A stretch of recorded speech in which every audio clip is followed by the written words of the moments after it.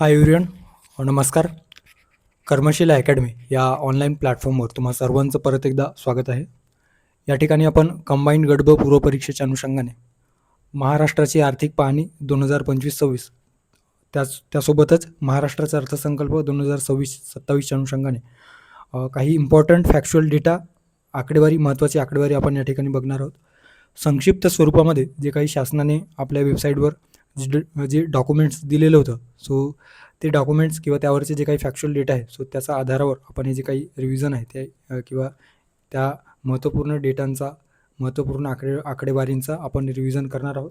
So एकंदरीतच मागील वर्षातील प्रश्नपत्रिकांच्या आधारावर कोणकोणत्या घटकांवर आयोग प्रश्न विचारतो आहे किंवा अर्थसंकल्पाच्या संदर्भात असेल किंवा आर्थिक पाहणी अहवालाच्या संदर्भात असेल, कोणत्या स्पेसिफिक घटकावर आयोग आपल्याला प्रश्न विचारतो. सो त्या पद्धतीने या ठिकाणी काही जे पॉईंट्स आहेत ते हायलाइटेड केलेले आहे. सो पॉईंटच्या अनुषंगाने आपल्याला रिवाईज करायचं आहे. ओके, तत्पूर्वी काही प्रश्न आपण बघूयात. साधारणतः 2-4 प्रश्न बघूयात ज्याच्यामध्ये आयोगाने कशा पद्धतीने या बजेट असेल किंवा आर्थिक पाहणी अहवाल असेल, सो त्यावर प्रश्न विचारलेले आहेत. आता हे जे प्रश्न आहेत तर ते कंबाईंड गट ब पूर्व परीक्षा 2025मध्ये विचारण्यात आलेलं होतं. केंद्र शासन मान्यताप्राप्त स्टार्टअपमध्ये अखिल भारतीय स्तरावर मार्च 2024पर्यंत महाराष्ट्र राज्याचा हिस्सा किती आहे असा प्रश्न विचारण्यात आलेला होता. त्यानंतर 2023-24च्या आर्थिक पाहणी अहवालानुसार एकंदरीतच गट क पूर्व परीक्षा 2024मध्ये विचारण्यात आलेला प्रश्न, याच्यामध्ये विचारण्यात आलेलं होतं की सेंद्रिय शेती उत्पादनात अखिल भारतीय स्तरावर महाराष्ट्र राज्य 27% हिस्सासह कोणत्या क्रमांकावर आहे असा प्रश्न विचारण्यात आलेला होता. राज्यसेवा मुख्य परीक्षेत यावर प्रश्न आपल्याला दिसून येतो. त्यानंतर सेंद्रिय शेतीच्या बाबतीत महाराष्ट्राच्या आर्थिक पाहणी अहवालावर आधारित हा प्रश्न विचारण्यात आलेला होता. याच्यामध्ये लक्षात ठेवायचं आहे 3 ते 4 वेळा हा प्रश्न वेगवेगळ्या एक्झाम्समध्ये रिपीट झालेला आहे. सो महाराष्ट्र राज्याने सेंद्रिय शेती धोरण जे आहे तर ते 2013मध्ये जाहीर केलेलं आहे आणि राज्याने कृषी संजीवनी योजना जी आहे तर ती 2011मध्ये जाहीर केलेलं आहे. मात्र या ठिकाणी जे दिलेलं आहे की महाराष्ट्र राज्याने शेती व्यवसाय पायाभूत विकास गुंतवणूक कार्यक्रम जागतिक बँकेच्या मदतीने सुरू केलेलं आहे, ते मात्र चुकीचं आहे. सो या ठिकाणी योग्य पर्याय आहे पर्याय क्रमांक 1 अ आणि ब. ओके, सो आतापर्यंत कंबाईंड गट ब मुख्य परीक्षा, त्यानंतर गट क पूर्व परीक्षा जे या ठिकाणी प्रश्नात दिलेला आहे. राज्यसेवा मुख्य परीक्षा 2दा यावर प्रश्न विचारून झालेला आहे. नंतर STIच्या मुख्य परीक्षेमध्ये 2022च्या आधी जे काही STIसाठी स्वतंत्र मुख्य परीक्षा व्हायच्या, सो त्यामध्ये देखील यावर प्रश्न विचारून झालेला आहे. सो त्याच्यामुळे हे आपल्याला लक्षात ठेवायचं आहे. ओके, त्यानंतर जेंडर बजेटच्या संदर्भात देखील या ठिकाणी प्रश्न आपल्याला दिसून येतो. ओके, सो इकॉनॉमिक्सच्या दृष्टिकोनातून त्याचप्रमाणे एकंदरीतच जे काही आपण करंटच्या अँगलने देखील यावर साधारणतः 1 प्रश्न आणि इकॉनॉमिक्सच्या दृष्टिकोनातून 1 प्रश्न, सो किमान 2 प्रश्न यावर अपेक्षित आहेत. सो त्या अनुषंगाने आपण काही महत्त्वपूर्ण फॅक्च्युअल आणि इम्पॉर्टंट जे काही फिगर्स आहेत, डेटा आहे, आकडेवारी आहे, ते आपण या ठिकाणी बघणार आहोत. Okay, so let's start. सर्वात आधी एकंदरीतच 2025-26मध्ये एकंदरीत आकडेवारीनुसार या आर्थिक पाहणी अहवालामध्ये जे दिलेलं आहे की वाढ किती टक्के अपेक्षित आहे या चालू आर्थिक वर्षामध्ये महाराष्ट्राच्या या आर्थिक पाहणी अहवालानुसार, तर किती टक्के अपेक्षित आहे? 7.9% वाढ या ठिकाणी अपेक्षित आहे असं दिलं गेलेलं आहे. सो ते एक तुम्ही लक्षात ठेवू शकता.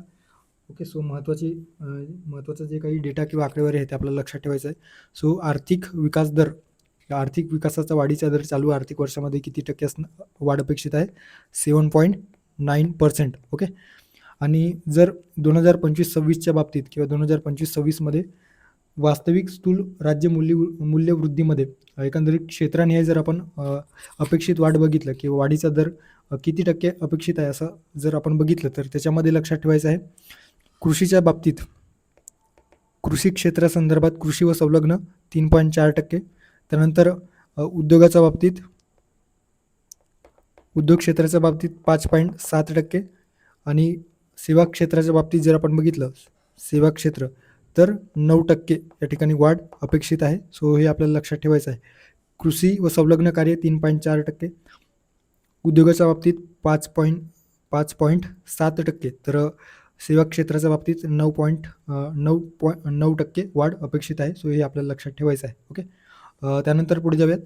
याच्यामध्ये पहिल्या सुधारित अंदाजानुसार सन 2024-25मध्ये सांकेतिक स्थूल देशांतर्गत उत्पन्नात, म्हणजेच काय, तर जे काही एस्टिमेटेड जे काही स्थूल देशांतर्गत उत्पन्न जे दिलेलं आहे GDP, सो या GDPमध्ये देशाच्या GDPमध्ये राज्याचे जे काही स्थूल राज्य उत्पन्नाचा हिस्सा जर आपण बघितलं तर 14% आणि ते सर्वाधिक राहिलेलं आहे. ओके. सो थोडक्यात काय तर देशाच्या GDPमध्ये राज्याचा वाटा किती आहे तर 14% आहे आणि ते देश पातळीवर इतर राज्यांच्या तुलनेत सर्वाधिक आहे. सो हे आपल्याला लक्षात ठेवायचं आहे. किती टक्के? 14%. ओके. त्यानंतर 2025-26च्या पूर्वानुमानानुसार एकंदरीतच राज्याचे दरडोई उत्पन्न 3,47,903 रुपये इतके दरडोई उत्पन्न आपल्याला राज्याच्या बाबतीत दिसून येतो. थोडक्यात 3.47 लाख रुपये दरडोई उत्पन्न राज्याच्या बाबतीत आहे. तर तेच अखिल भारतीय स्तरावर जर आपण बघितलं तर 2,19,575 जे काही रुपये जे आहे ते अखिल भारतीय स्तरावर दरडोई उत्पन्न आपल्याला दिसून येतो. थोडक्यात 2.19 लाख रुपये दरडोई उत्पन्न राष्ट्रीय स्तरावर.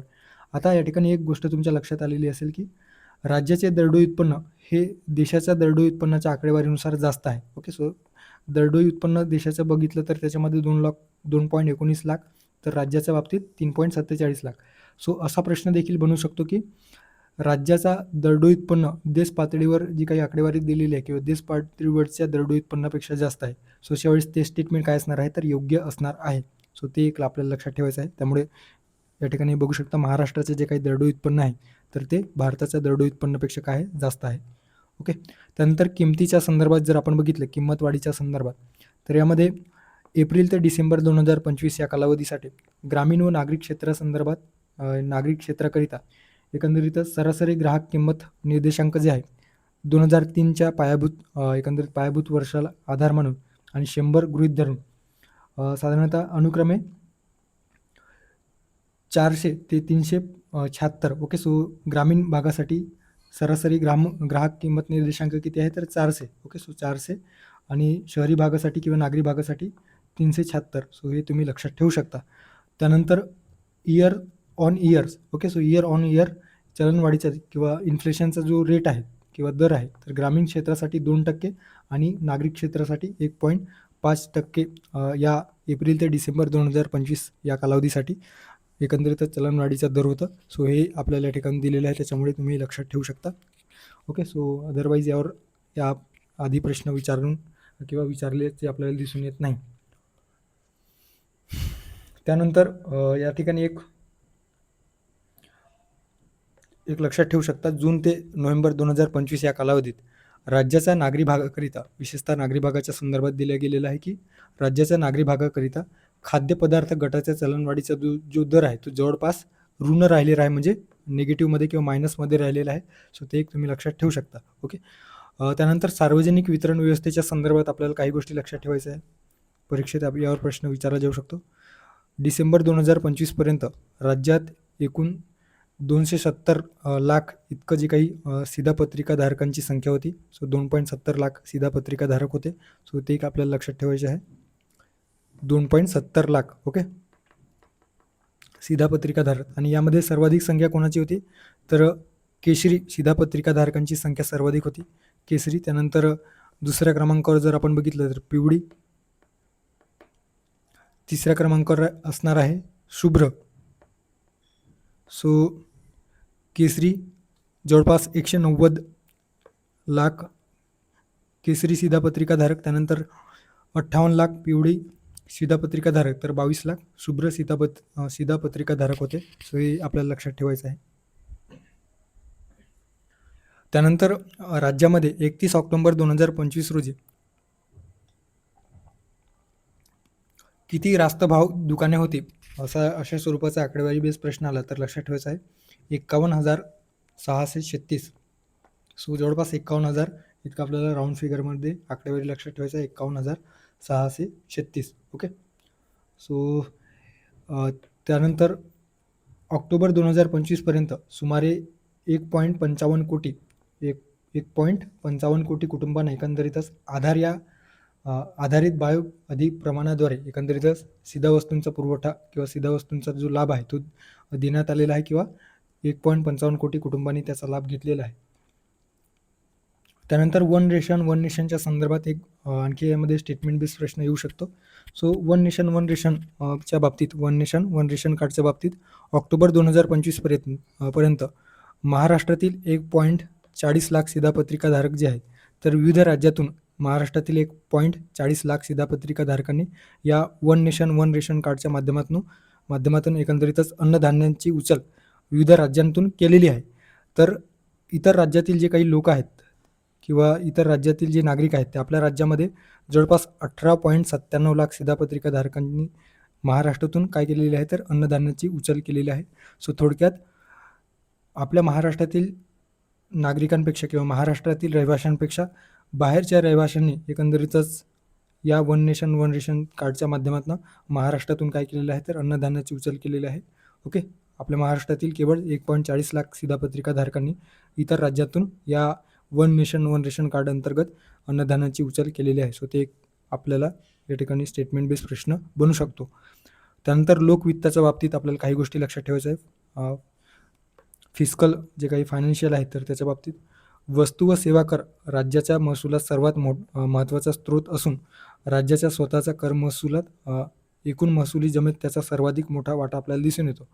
सो थोडक्यात काय, तर राज्याच्या महसुलात सर्वात महत्त्वाचा स्रोत काय राहिलेला आहे, तर वस्तू व सेवा कर आणि स्वतःचा जे काही कर महसूल आहे. सो राज्याच्या स्वतःच्या कर महसुलाचा वाटा सर्वाधिक होता आणि त्यातल्या त्यात या वस्तू व सेवा कराचा वाटा सर्वाधिक आपल्याला दिसून येतो आहे. त्यानंतर मागील 4 वर्षांचा विचार करता महसुली जमेत स्थूल राज्य उत्पन्नातील हिस्सा जवळपास 9% राहिलेला आहे किंवा 9% अधिक राहिलेला आहे असं या ठिकाणी दिलेलं आहे. स्थूल GSDP म्हणजे ग्रॉस स्टेट डोमेस्टिक प्रोडक्ट कुठं गेलं, येस. सो GSDP अंतर्गत महसुली जमेचा वाटा जर आपण बघितलं तर 9% अधिक राहिलेला आहे मागच्या 4 वर्षाच्या कालावधीमध्ये. सो हे एक लक्षात ठेवू शकता. त्यानंतर राज्याची महसुली जमा 2025-26 करिता राज्याची महसुली जमा किती होती, तर 5,60,964 कोटी रुपये इतकी महसुली जमा होती. थोडक्यात काय, तर 5.60 लाख कोटी रुपये.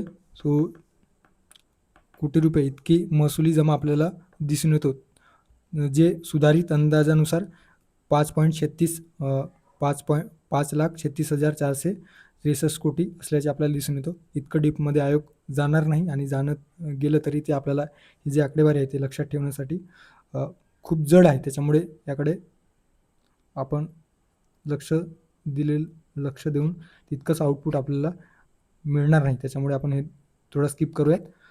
त्यानंतर याच्यामध्ये काय लक्षात ठेवायचं आहे, तर केंद्र शासनाकडून मिळणारी जी सहाय्यक अनुदाने आहेत सो ते एक लक्षात ठेवू शकता.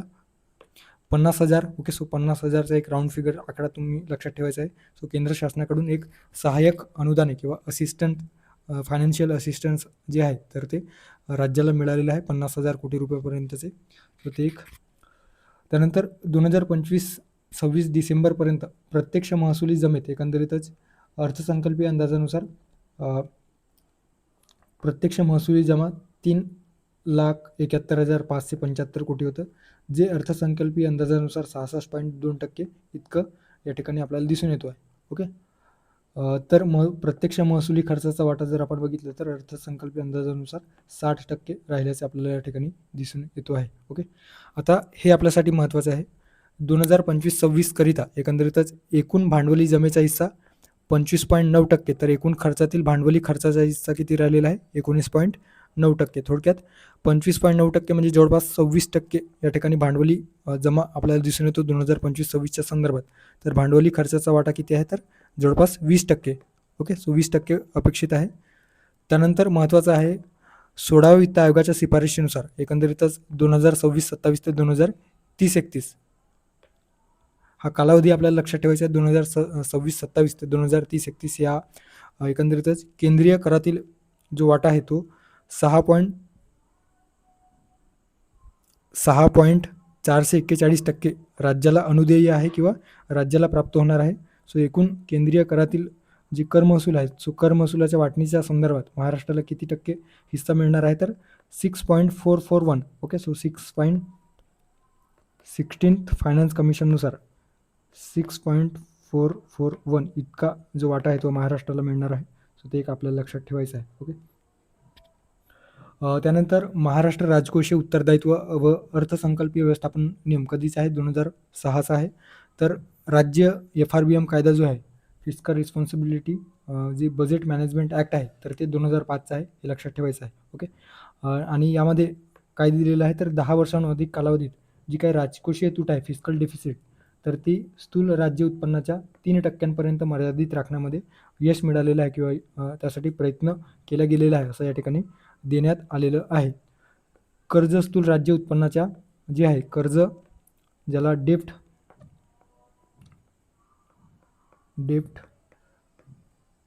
GSDP रेशो जर आपण बघितलं तर 17 ते 18% या मर्यादेत कायम राहिलेले आहे, असं या ठिकाणी देण्यात आलेलं आहे. सो ते एक लक्षात ठेवायचं आहे. त्यानंतर महत्त्वाचं आहे, जे काही विविध तुटीच्या संदर्भात महसुली तूट किती आहे, तर महसुली तुटीच्या संदर्भात लक्षात ठेवायचं आहे. सर्वात आधी राजकोषीय तूट. राजकोषीय तुटीमध्ये ज्याला फिस्कल डेफिसिट म्हटलं जातं. सो 2025-26मध्ये फिस्कल डेफिसिट किती देण्यात आलेला आहे, 2.7% म्हणजे 3%च्या खाली असल्याचे आपल्याला दिसून येतो. सो 3%च्या खाली आहे. त्यानंतर महसुली तूट म्हणजेच रेव्हेन्यू डेफिसिट किती आहे, 0.9. ओके, म्हणजे 1%पेक्षा खाली आहे. 1%पेक्षा खाली असल्याचे आपल्याला दिसून येतो. आणि ऋणभाराचे स्थूल राज्य उत्पन्नाशी जे काही जे रेशो आहे, GSDP रेशो, ते किती राहिलेलं आहे, 18.3%. सो GSDP रेशो किती आहे, तर 18.3% इतका राहिलेला आहे. सो ते एक आपल्याला या ठिकाणी लक्षात ठेवायचं आहे. ओके. सो अराउंड ऋणभाराचे स्थूल राज्य उत्पन्नाशी प्रमाण म्हटलं तर 17 ते 18% या दरम्यान लक्षात ठेवायचं आहे. जरी ॲक्युरेट आपल्याला आकडेवारी लक्षात नाही राहिली तरी आपल्याला 18%च्या जवळपास आहे इतकं लक्षात ठेवायचं आहे. महसुली तूट किती, 1%चा खाली आहे, म्हणजे 0.9%. आणि जे फिस्कल डेफिसिट किंवा राजकोषीय तूट किती आहे, 2.7%. त्यानंतर संस्थांद्वारे वित्त पुरवठ्याच्या अनुषंगाने जे काही बँकिंगच्या संदर्भात असतील, कमर्शियल बँक असेल, आयुर्विमा पॉलिसीच्या संदर्भात या ठिकाणी जी आकडेवारी दिलेली आहे, सो त्यावर याआधी प्रश्न विचारून झालेले आहे. सो त्या अनुषंगाने काही गोष्टी आपल्याला लक्षात ठेवायचं आहे. आता राज्यातील अनुसूचित वाणिज्य बँकांच्या एकत्रित ठेवी आणि स्थूल कर्ज यांचं जर आपण प्रमाण बघितलं किंवा एकंदरीत ओव्हरऑल एकूण एकत्रित ठेवी जर बघितली, तर याच्यामध्ये 53.40 लाख कोटी इतकं एकत्रित ठेवी आपल्याला दिसून येतो. आणि त्या ठेवीतून जे काही कर्ज दिल्या गेलेले आहे, तर 52.39 लाख कोटी इतकं कर्ज दिलं गेलेलं आहे. सो याचे कर्ज आणि ठेवीचे प्रमाण जर बघितलं तर 98.1% राहिलेलं आहे. सो ही जी आकडेवारी आहे 98.1 हे आपल्याला लक्षात ठेवायचं आहे. कर्ज जे काही बँकिंगच्या संदर्भात जी काही ठेवी वाणिज्य बँका किंवा कमर्शियल बँका जे आहेत, शेड्यूल कमर्शियल बँका, सो त्यांनी राज्यामध्ये राज्याच्या बँकिंग व्यवस्थेत ठेवलेल्या ठेवी आणि त्यापासून दिलेलं जे काही कर्ज आहे, सो ते किती आहे, कर्ज ठेवी प्रमाण 98.1%. सो हे आपल्याला लक्षात ठेवायचं आहे, 98.1%. ओके. आणि प्रायोरिटी सेक्टर लेंडिंगसाठी जे वार्षिक किंवा इयरली एक क्रेडिट फ्रेमवर्क तयार केला जातो. सो 8 लाख कोटी रुपयांचा प्रायोरिटी सेक्टर लेंडिंग फ्रेमवर्क तयार करण्यात आलेला आहे. आणि याच्यामध्ये सर्वाधिक वाटा जर बघितलं तर MSME देण्यात आलेला आहे 66%. ओके. सो 66% जो वाटा आहे, तर या प्राधान्य क्षेत्रासाठी वार्षिक पत आराखड्यामध्ये याचा वाटा MSME म्हणजे काय, तर सूक्ष्म लघु आणि मध्यम उद्योगाचा वाटा, या क्षेत्राचा वाटा 66% राहिलेला आहे. तर कृषी क्षेत्राचा वाटा 24.9% म्हणजे जवळपास 25% राहिलेला आहे. सो ते एक आपल्याला या ठिकाणी लक्षात घ्यायला हवं. अखिल भारतीय स्तरावर काय, तर राज्यातील अनुसूचित वाणिज्य जे काही बँका आहेत किंवा कमर्शियल बँकांच्या एकत्रित ठेवीचा विचार करता सर्वाधिक आपल्याला दिसून येतो. म्हणजेच काय, तर देश पातळीवर विविध राज्यांच्या एकत्रित ठेवींचा, म्हणजे त्या राज्यांतील जे काही कमर्शियल बँका आहेत, सो त्या कमर्शियल बँकांमध्ये ज्या काही ठेवी ठेवण्यात आलेल्या आहेत, सो यांच्या बाबतीत जर विचार केला तर एकूण ठेवीपैकी एकट्या महाराष्ट्रामध्ये 22% ठेवी आपल्याला दिसून येतात आणि ते देश पातळीवर सर्वाधिक राहिलेलं आहे. त्याचप्रमाणे स्थूल कर्ज देण्याच्या बाबतीत देखील देश पातळीवर महाराष्ट्र सर्वाधिक राहिलेला आहे या ठेवींच्या आणि कर्ज देण्याच्या बाबतीत. सो ते एक लक्षात ठेवायचं आहे. एकत्रित ठेवीच्या बाबतीत 22.7%, तर स्थूल कर्ज वितरणाच्या बाबतीत 27.8% राहिलेलं आहे. सो हिस्सा सर्वाधिक असल्याचे आपल्याला दिसून येतो. ओके. त्यानंतर राज्यातील एकूण आयुर्विमा पॉलिसीमध्ये जी काही आयुर्विमा इन्शुरन्स पॉलिसी आहे, सो इन्शुरन्सच्या संदर्भात एकंदरीतच खाजगी क्षेत्राचा वाटा जे 2014-15मध्ये केवळ 28% होते, तर ते 2024-25मध्ये म्हणजे 10 वर्षामध्ये किती टक्के वाढलेलं आहे, तर जवळपास 2 त्यानंतर म्हणजे 19% जी वाढ आहे ती या ठिकाणी झालेली आहे. म्हणजे 2024-25मध्ये वाढ किती झालेली आहे, तर 47% पर्यंत वाढलेलं आहे. सो ते या ठिकाणी तुम्ही बघू शकता. खाजगी क्षेत्राचा वाटा या राज्यातील आयुर्विमा पॉलिसीमध्ये हिस्सा किती होता? 28% 2014-15मध्ये. तर 2047मध्ये सॉरी 2024-25मध्ये 47% पर्यंत वाढलेलं आहे. सो ते एक लक्षात ठेवायचं आहे. तर जे काही सार्वजनिक किंवा भारतीय आयुर्विमा महामंडळ आहे, इंडियन इन्शुरन्स जे काही कॉर्पोरेशन आहे, तर त्याचा वाटा जे आहे ते कमी झालेला आहे. 72%वरून 53% इतकं कमी झालेलं आहे. ओके. सो हे एक लक्षात ठेवायचं. आणि 2024-25मध्ये बिगर आयुर्विमा क्षेत्राने मागील वर्षाच्या तुलनेमध्ये किती टक्के वाढ नोंदवलेली आहे, तर 12% वाढ नोंदवलेली आहे. सो ते देखील तुम्ही लक्षात ठेवू शकता. ओके. त्यानंतर कृषी क्षेत्राच्या संदर्भात 2025च्या 2025 मान्सूनच्या संदर्भात दिलेलं आहे की राज्यात सरासरी पाऊस किती झालेला आहे, तर 1.9% इतका पाऊस पडलेला आहे. म्हणजे 100%च्या पलीकडे पाऊस पडलेला आहे, असं या ठिकाणी देण्यात आलेलं आहे.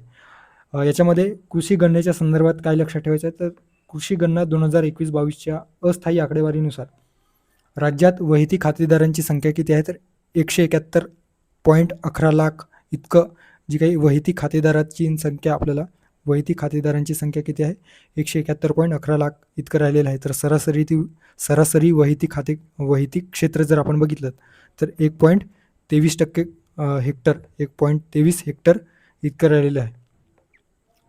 ओके. सो यावर याआधी राज्यसेवा मागच्या 2024च्या मुख्य परीक्षेमध्ये प्रश्न विचारण्यात आलेला होता. त्यानंतर त्याआधी कंबाईन मुख्य परीक्षेमध्ये प्रश्न विचारण्यात आलेला होता. वैयक्तिक खातेदारांची संख्या आणि आर्थिक गणना कितवी आर्थिक गणना होती असा, किंवा सॉरी कितवी कोणती कृषी गणना होती अशा स्वरूपाचा प्रश्न विचारण्यात आलेला होता. सो त्या अनुषंगाने आपल्याला लक्षात ठेवायचं आहे. ओके. सो कृषी गणना 2021-22 ही एकूणातील 11वी कृषी गणना होती. ओके. सो तुम्ही या ठिकाणी बघू शकता ही 11वी कृषी गणना होती. पहिली कृषी गणना कधी झालेली आहे, 1970-71मध्ये पहिली कृषी गणना झालेली आहे. या 2021-22च्या कृषी गणनेनुसार राज्यात वैयक्तिक खातेदारांची संख्या किती आहे, 171.11 लाख. तर सरासरी वैयक्तिक क्षेत्राचे प्रमाण किती दिसून येतं, तर 1.23 हेक्टर इतका प्रमाण किंवा इतकं एकंदरीतच सरासरी वैयक्तिक क्षेत्र आपल्याला दिसून येतो आहे. ओके. सो ते एक लक्षात ठेवायचं. त्यानंतर फलोत्पादन पिकाखालील क्षेत्राच्या बाबतीत 25.19 लाख हेक्टर अपेक्षित या ठिकाणी वर्तवण्यात आलेले आहे 2024-25मध्ये. ओके. तर 30 जून 2024पर्यंत एकंदरीतच मोठ्या मध्यम व लघु पाटबंधारे प्रकल्पाद्वारे जी काही सिंचन क्षमता आहे, तर सिंचन क्षमता किती करण्यात आलेली आहे, तर 57.16 लाख हेक्टर इतकी सिंचन क्षमता विकसित करण्यात आलेली आहे. सो ते एक लक्षात ठेवू शकता. म्हणजे साधारणतः 57 lakh hectare. Okay. 57 lakh hectares जी काही सिंचन क्षमता आहे, तर ते 30 जून 2024पर्यंत विकसित करण्यात आलेली आहे. 2024-25मध्ये वापरलेली जी काही सिंचन क्षमता आहे, तर ती 40.55 लाख हेक्टर इतकी होती. सो हे आपल्याला लक्षात ठेवायचं आहे, किती 40.55 लाख हेक्टर इतकी सिंचन क्षमतेचा वापर झालेला आहे. सो त्यानंतर एकूण जलसाठ्याचे जे काही विविध मोठे असतील, मध्यम किंवा लघु पाटबंधारे जे जलाशय आहेत, सो त्यामध्ये जलसाठ्यांचा एकत्रितपणे जर किती जलसाठा आहे असा प्रश्न आला तर ते काय लक्षात ठेवायचं आहे, तर एकूण जलसाठीच्या क्षमता किती आहे, तर 88.5% इतका या ठिकाणी एकूण जलसाठीचं प्रमाण आपल्याला दिसून येतो आहे. ओके. त्यानंतर संलग्न कार्य, आता कृषी अलाइड जे काही सेक्टर्स आहेत, सो त्या संदर्भातली काही इन्फॉर्मेशन आपल्याला लक्षात ठेवायचं आहे. आणि यावर देखील आयोगाने प्रश्न विचारलेला आहे. पशुगणना 2019नुसार सुमारे 3.31 कोटी पशुधनासह राज्य कोणत्या क्रमांकावर आहे, तर 7व्या क्रमांकावर आहे, हे लक्षात ठेवायचं आहे. ओके. सो 7th रँकवर राहिलेलं आहे 3.31 कोटी पशुधनासह. तर यावर प्रश्न विचारून झालेला आहे, मात्र यावर प्रश्न अद्याप विचारायचं आहे, त्याच्यामुळे हे लक्षात ठेवायचं आहे. कुक्कुटादी पक्ष्यांचा विचार करता 7.43 कोटी कुक्कुटादी पक्ष्यांसह राज्य या कुक्कुटादी पक्ष्यांच्या बाबतीत 5व्या क्रमांकावर राहिलेलं आहे. सो ते एक लक्षात ठेवायचं आहे. ओके. सो 5व्या क्रमांकावर कुक्कुटादी पक्ष्यांच्या बाबतीत, तर पशुधनांच्या बाबतीत 7व्या क्रमांकावर आहे. सो ते एक लक्षात ठेवायचं आहे. सरासरी दैनिक जे काही दुधाचे संकलन 25-26 डिसेंबरपर्यंत किती राहिलेलं आहे सहकारी तत्वावर, तर 42.87 लाख लिटर इतकं दैनिक दूध संकलन एकंदरीत या ठिकाणी राहिल्याचे आपल्याला दिसून येतो आहे. ओके. त्यानंतर काही बेसिक डेटा जे बेसिक ॲनिमल हॅजबेंड्री स्टॅटिस्टिक 2025 नुसार प्रकाशित करण्यात आलेलं होतं. याच्यामध्ये मांस उत्पादनात महाराष्ट्र राज्य एकंदरीतच 11.6% हिस्सासह देश पातळीवर तिसऱ्या क्रमांकावर आहे. सो देशामध्ये जितकं मांस उत्पादन केले जाते तर त्या एकूण उत्पादनापैकी महाराष्ट्रामध्ये 11.6%, ओके. सो 11.6% उत्पादनांसह तिसऱ्या क्रमांकावर राहिलेला आहे. सो ते एक आपल्याला या ठिकाणी लक्षात ठेवायचं आहे. त्यानंतर राज्यात दरडोई मांसाची उपलब्धता किती, तर प्रतिवर्ष 9.5 किलो. ओके. सो हे नॉट सो इम्पॉर्टंट, आपल्याला लक्षात ठेवायचं आहे. मांस उत्पादनात कितव्या क्रमांकावर, तिसऱ्या क्रमांकावर आहे 11.6% हिस्सासह. त्यानंतर दूध उत्पादनाला लक्षात ठेवायचं 6.7% हिस्सासह राज्य 5व्या क्रमांकावर आहे. सो 3, त्यानंतर 5. त्यानंतर अंडी उत्पादनाचा विचार केला 5.5% हिस्सासह राज्य देश पातळीवर कितव्या क्रमांकावर आहे, 7व्या क्रमांकावर राहिलेला आहे. सो ते एक आपल्याला लक्षात ठेवायचं आहे. सो 3, 5 आणि 7, 3 कशाच्या बाबतीत, मांस उत्पादनाच्या बाबतीत. 5 कोणत्या बाबतीत आहे, 5व्या क्रमांकावर दूध उत्पादनात, आणि अंडी उत्पादनामध्ये एकंदरीतच 7व्या क्रमांकावर आहे. सो ते एक आपल्याला या ठिकाणी लक्षात ठेवायचं आहे. ओके. त्यानंतर महत्त्वाचं हे आहे, माहे 2025 किंवा मार्च 2025 अखेर राज्याचे जे काही वनक्षेत्र आहे ते 62,000 चौरस किलोमीटरपेक्षा अधिक असून एकूण भौगोलिक क्षेत्राच्या किती टक्के आहे, तर 20.2% राहिलेलं आहे. अत्यंत महत्त्वाचं आहे, हे लक्षात ठेवायचं. 20.2% इतकं एकंदरीतच वनक्षेत्राचे प्रमाण एकूण भौगोलिक वनक्षेत्राच्या बाबतीत आपल्याला दिसून येतो आहे. ओके. एकूण भौगोलिक क्षेत्राच्या बाबतीत वनक्षेत्राचे प्रमाण किती आहे, 20.2%. तर भारताच्या वनस्थिती अहवाल 2023 नुसार एकंदरीतच 14,525 चौकिमी किंवा चौरस किलोमीटर वृक्षाच्छादनासह एकंदरीतच एकूण भौगोलिक क्षेत्राच्या 4.7% राज्य संबंध देशामध्ये कितव्या क्रमांकावर आहे, तर पहिल्या क्रमांकावर राहिलेला आहे. सो हे लक्षात ठेवायचं आहे. वृक्षाच्छादनाच्या बाबतीत देश पातळीवर महाराष्ट्र पहिल्या क्रमांकावर आहे. एकूण भौगोलिक क्षेत्रफळाचं म्हणजे महाराष्ट्राच्या एकूण भौगोलिक क्षेत्रफळाच्या वृक्षांचे प्रमाण किती आहे, वृक्षाच्छादनाचे प्रमाण 4.7% राहिलेलं आहे, जे संबंध भारतामध्ये पहिल्या क्रमांकावर असल्याचे या ठिकाणी दिसून येतं. कांदळवनाच्या बाबतीत लक्षात ठेवायचं आहे, एकूण कांदळवनाच्या देश पातळीच्या एकूण कांदळवन क्षेत्राच्या बाबतीत 6.3% इतकं जे काही कांदळवनाचे प्रमाण आपल्या महाराष्ट्रामध्ये दिसून येतो. सो राज्यात 315 चौरस किलोमीटर क्षेत्राचे कांदळवनांचे आच्छादन आपल्याला दिसून येतो, जे देश पातळीच्या एकूण कांदळवनाच्या क्षेत्रापैकी 6.3% राहिल्याचे या ठिकाणी आपल्याला दिसून येतो आहे. ओके. त्यानंतर उद्योगाच्या बाबतीत, उद्योग क्षेत्राच्या बाबतीत एकंदरीतच महाराष्ट्र उद्योग गुंतवणूक आणि सेवा धोरण 2025 जाहीर करण्यात आलेलं आहे. आणि या अनुषंगाने काही एकंदरीतच विशिष्ट काही उद्दिष्ट ठेवण्यात आलेले आहे, ज्याच्यामध्ये वस्तू निर्माण क्षेत्राला 2025 जे 13.8% वस्तू निर्माण क्षेत्राचे एकंदरीतच आपल्या राष्ट्रीय उत्पन्नातील जो वाटा आहे तर त्याच्यामध्ये राहिलेला आहे, तर ते वाढवून 2027 20% करणे असं या ठिकाणी देण्यात आलेलं आहे. त्यानंतर उद्योग क्षेत्राच्या बाबतीत GVA जे उद्योग क्षेत्राचा जो वाटा आहे तो 2024 25% आहे, तर ते 2036 27% करणे आणि 2047 30% वाटा करणे असं या ठिकाणी उद्दिष्ट या धोरणाअंतर्गत ठरवण्यात आलेलं आहे. सो ते तुम्ही या ठिकाणी लक्षात ठेवू शकता. ओके. सो सध्या GVA उद्योगाचा वाटा किती आहे, 25%, आणि ॲग्रिकल्चरचा वाटा जर विचारलेला असेल तर अराऊंड आपल्याला 13 ते 14% जवळ आपल्याला GVA ॲग्रिकल्चर किंवा कृषीच्या संदर्भात दिसून येतं. तर 55 ते 56% दरम्यान सेवा क्षेत्राचा वाटा आपल्या GVA दिसून येतो आहे. ओके. त्यानंतर उद्यम नोंदणी पोर्टलवर एकंदरीतच किती लघुउद्योग किंवा किती विविध प्रकारच्या उद्योगांनी नोंदणी केलेली आहे, तर 63.85 लाख इतकं सूक्ष्म, लघु आणि मध्यम जे काही उपक्रम आहेत किंवा उद्योग आहेत तर त्यांनी त्या ठिकाणी उद्यम नोंदणी पोर्टलवर नोंदणी केलेली आहे डिसेंबर 2025. सो ते एक लक्षात ठेवायचं आहे. सो राज्यातील जे आकडेवारी आहेत ते या ठिकाणी तुम्ही लक्षात ठेवू शकता. त्यानंतर महत्त्वाचं आहे 2024-25 देशाच्या एकूण निर्यातीत राज्यातून निर्यात झालेलं जे काही हिस्सा आहे किंवा एकूण निर्यातीत देश पातळीवर एकूण निर्यातीत राज्यातून निर्यात झाल्याचे प्रमाण किती आहे, 15% राहिलेलं आहे. सो ते एक आपल्याला या ठिकाणी लक्षात ठेवायचं आहे. देशाच्या एकूण निर्यातीत वाटा महाराष्ट्राचा किती आहे, 15% राहिलेला आहे. आणि एकूण निर्यातीच्या बाबतीत महाराष्ट्र देश पातळीवर दुसऱ्या क्रमांकावर राहिलेला आहे. सो ते या ठिकाणी आपल्याला लक्षात ठेवायचं आहे. महाराष्ट्र दुसऱ्या क्रमांकावर, तर पहिल्या क्रमांकावर कुठलं राज्य आहे? गुजरात. ओके, निर्यातीच्या बाबतीत.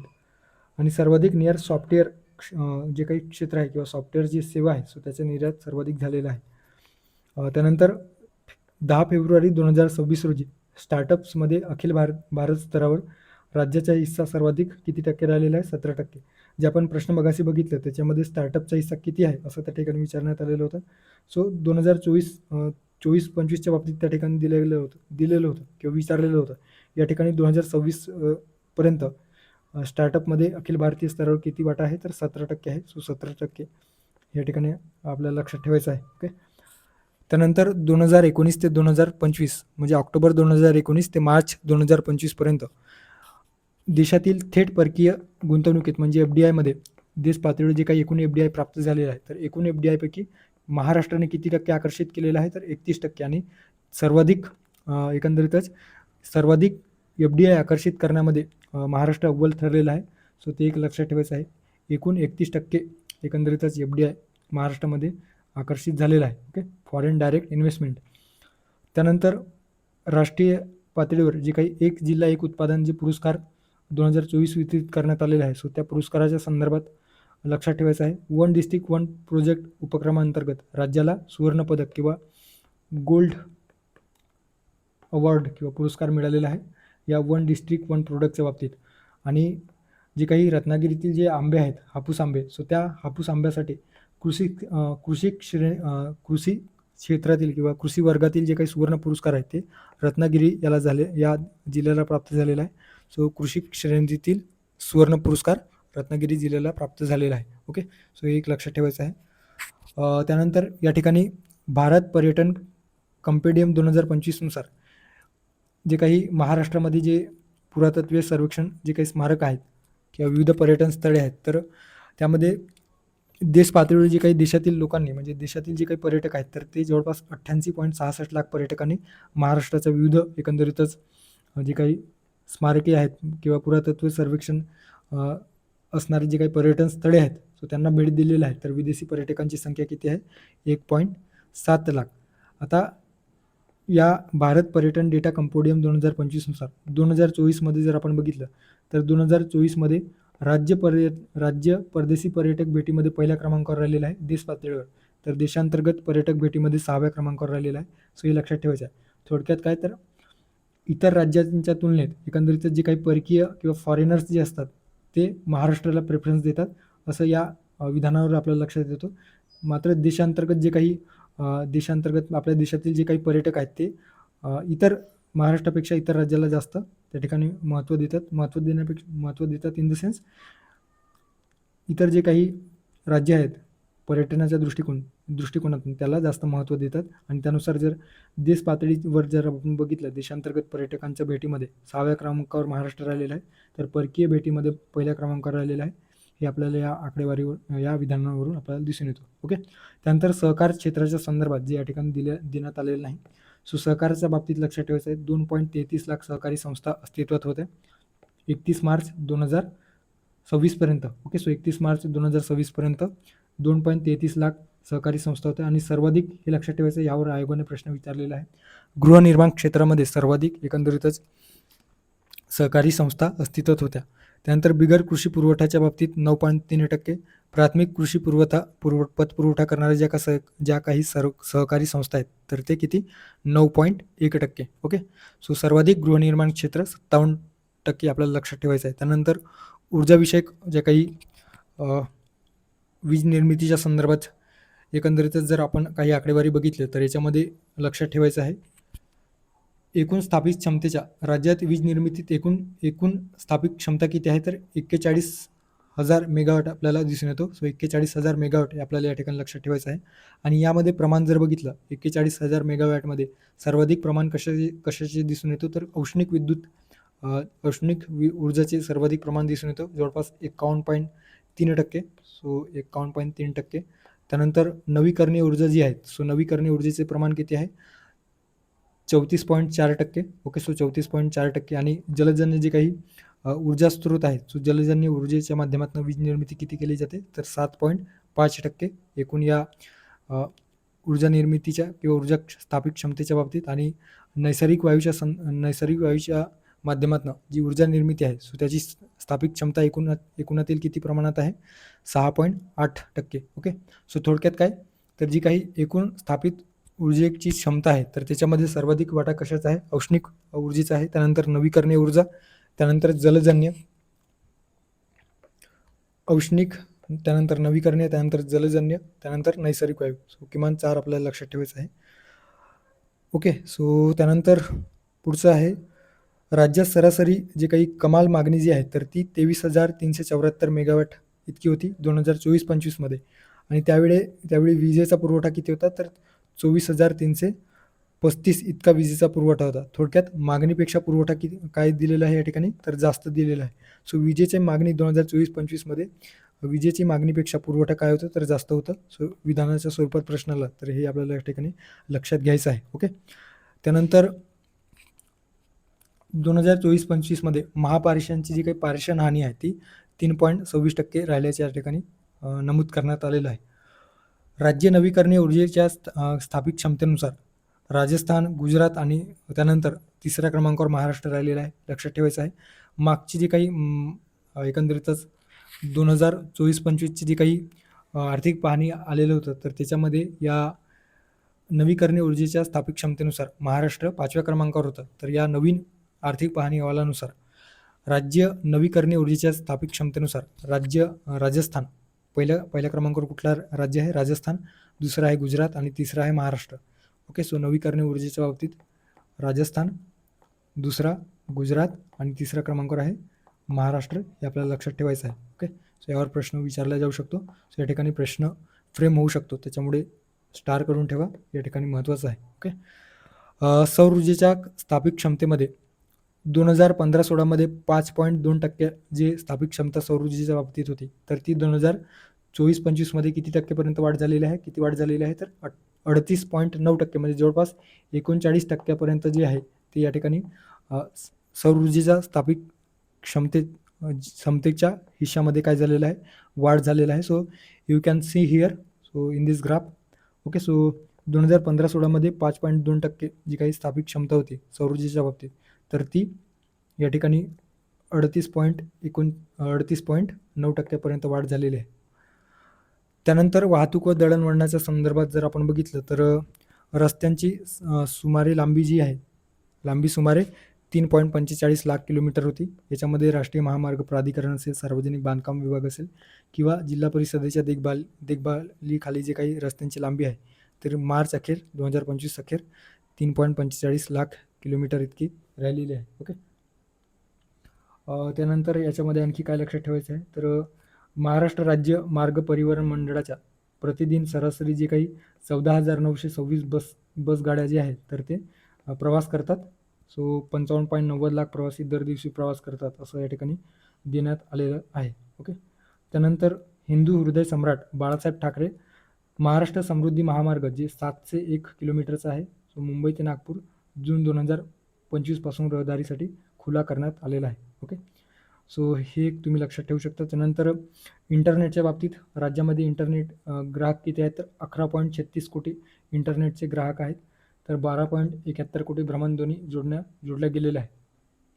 शिक्षणाच्या बाबतीत काही बेसिक आकडेवारी दिल्या गेलेल्या आहे. याच्यामध्ये 30 सप्टेंबर 2024 च्या बाबतीत मुली समानता निर्देशांक जे आहे प्राथमिक शिक्षणाकरिता 0.93 तर उच्च शिक्षणाकरिता 0.90 समानता निर्देशांक या ठिकाणी देण्यात आलेला आहे. माध्यमिक शिक्षणाकरिता 0.87 तर उच्च माध्यमिक शिक्षणाकरिता 0.92, उच्च शिक्षणाकरिता 0.88. So not so important, so लक्षात ठेवण्याची काही आवश्यकता नाही. अखिल भारतीय स्तरावर एकंदरीतच उच्च शिक्षण पाहणी अहवाल 2023-24 नुसार राज्यामध्ये किती विद्यापीठे आहेत, तर 87 विद्यापीठे आहेत. सो लक्षात ठेवायचं आहे 70 युनिव्हर्सिटी आपल्याला दिसून येतात. ओके.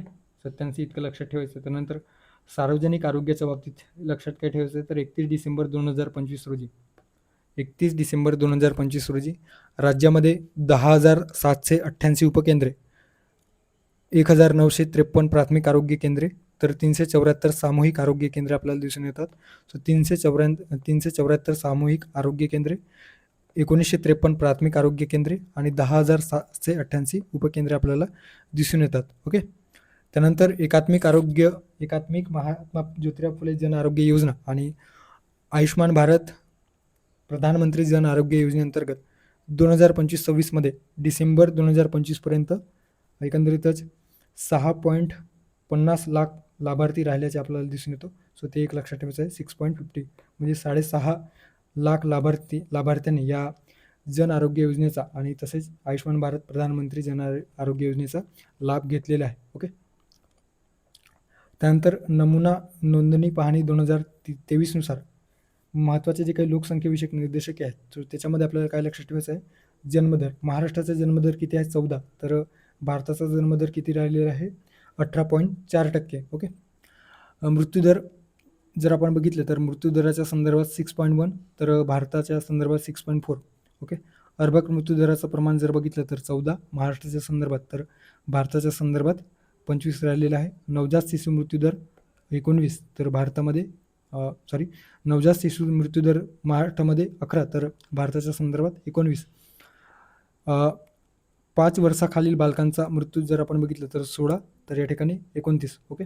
आता जे काही अर्भक मृत्यूदर, नवजात शिशु मृत्यूदर, त्यानंतर 5 वर्षाखालील बालकांचा मृत्यूदर हे जे आहेत, तर ते एकंदरीतच प्रति 1000 बालकांमागे किती अर्भक मृत्यूंचं प्रमाण झालेलं आहे. सो त्यानुसार हे मोजले जाते. सो ते या ठिकाणी तुम्ही लक्षात ठेवू शकता.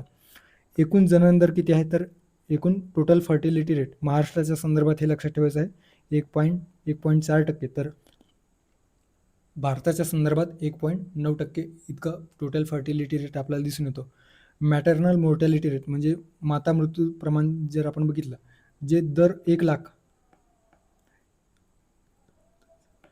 लाख माता मृत्यूंमागे किंवा 1 लाख जे काही जन्म देणाऱ्या मातांमागे किती मातांचा मृत्यू होतो जन्माच्या वेळेस, सो त्या आकडेवारीनुसार या ठिकाणी माता मृत्यू दर काढली जाते. सो 2021 ते 2023 या दरम्यान माता मृत्यूचं प्रमाण जर आपण बघितलं तर महाराष्ट्रासाठी 36% होते, तर भारतासाठी 88% इतकं राहिलेलं आहे. ओके. सो 2021 ते 2023 या कालावधीसाठी. सो 36 आपल्याला लक्षात ठेवायचं आहे MMR महाराष्ट्रासाठी, तर भारतासाठी 88. ओके.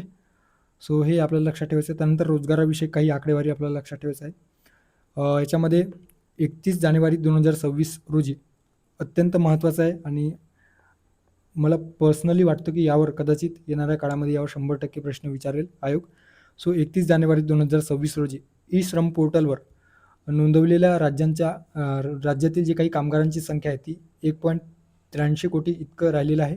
सो ई श्रम पोर्टलवर जे राज्यातील कामगारांची संख्या किती नोंदवण्यात आलेली आहे, तर 1.83 कोटी कामगारांनी त्या ठिकाणी ई श्रम पोर्टलवर नोंदणी केलेली आहे.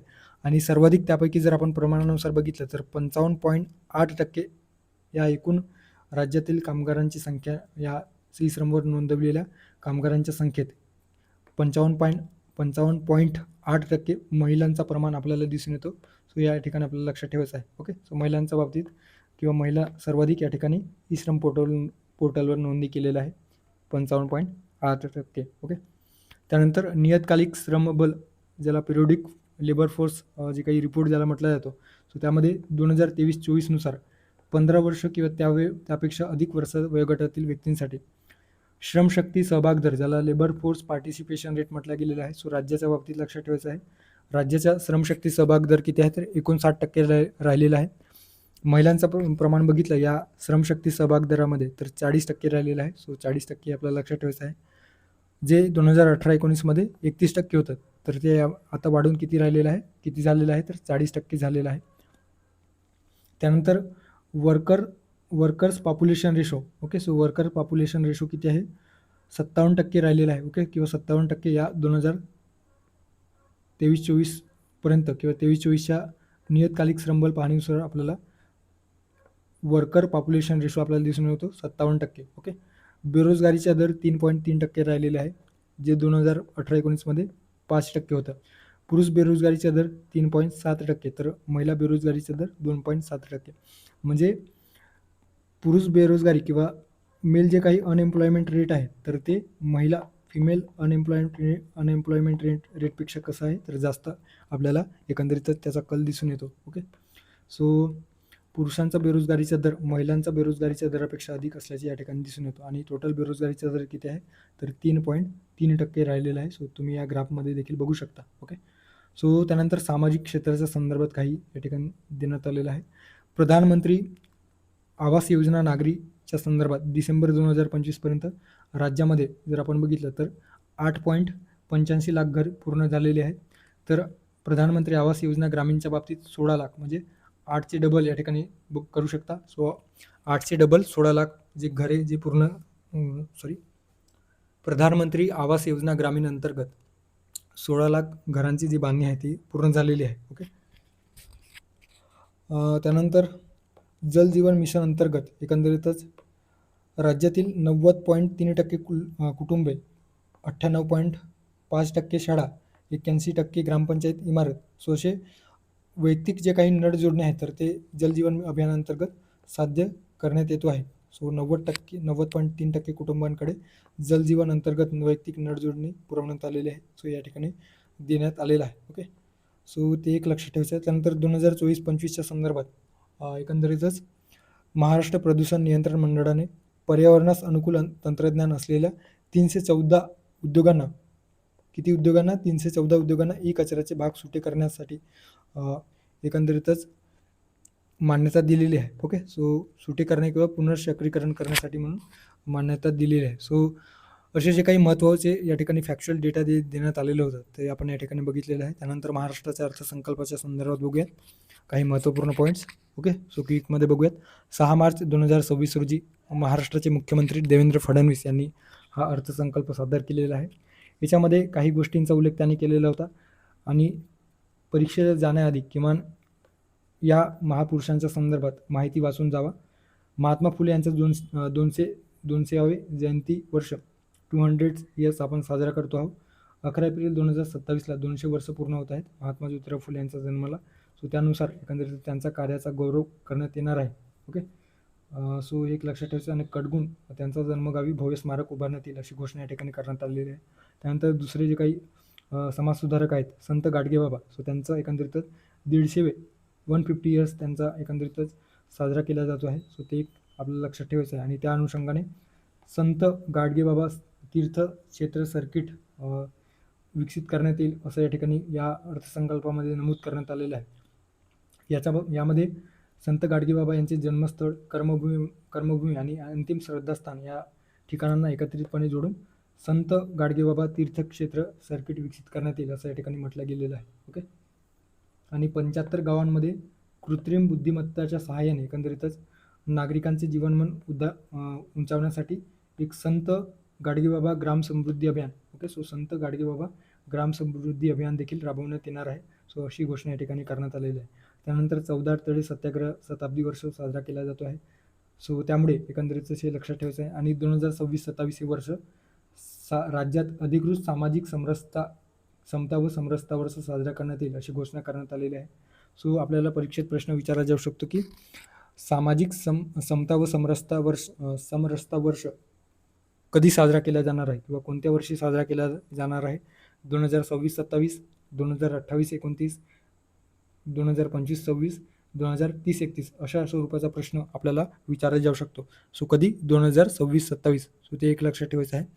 त्यानंतर कैलासवासी अजितदादा पवार यांचं एक स्मारक उभारण्यात येणार आहे आणि त्यांच्या नावाने एकंदरीतच गतिमान, ओके, सो गतिमान नागरी सेवा पुरस्कार जे आहे तर ते देण्यात येईल असं म्हटलं गेलेलं आहे किंवा या ठिकाणी या अर्थसंकल्पामध्ये उल्लेख करण्यात आलेला आहे. ओके.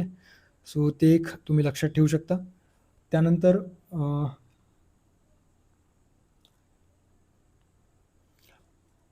आता जी काही महाराष्ट्र अर्थसंकल्पाच्या संदर्भात या अर्थसंकल्पाला काय नाव देण्यात आलेलं आहे तर विकसित Maharashtra 2047 vision document, okay, so vision document हे नाव देण्यात आलेलं आहे. मुख्य ध्येय काय आहे तर राज्याची अर्थव्यवस्था 2047 पर्यंत $5 ट्रिलियन करणे इतकं या ठिकाणी जे मुख्य ध्येय जे आहे ते निश्चित करण्यात आलेलं आहे. सो 2047 पर्यंत $5 ट्रिलियन. डायरेक्ट थेट असा प्रश्न येऊ शकतो की महाराष्ट्राची अर्थव्यवस्था 2047 पर्यंत किती डॉलर निश्चित करणे हे मुख्य ध्येय ठरवण्यात आलेलं आहे. तर 5 ट्रिलियन हे आपल्याला लक्षात ठेवायचं आहे. आणि त्यासाठी 3 कालखंडाचा एकंदरीतच विजन डॉक्युमेंट तयार केलं गेलेलं आहे आणि 3 उद्दिष्टे वेगवेगळे उद्दिष्टे ठरवण्यात आलेलं आहे 3 कालखंडांमध्ये. अल्पकालीन उद्दिष्टे 2029-30 पर्यंत साध्य करायची आहे.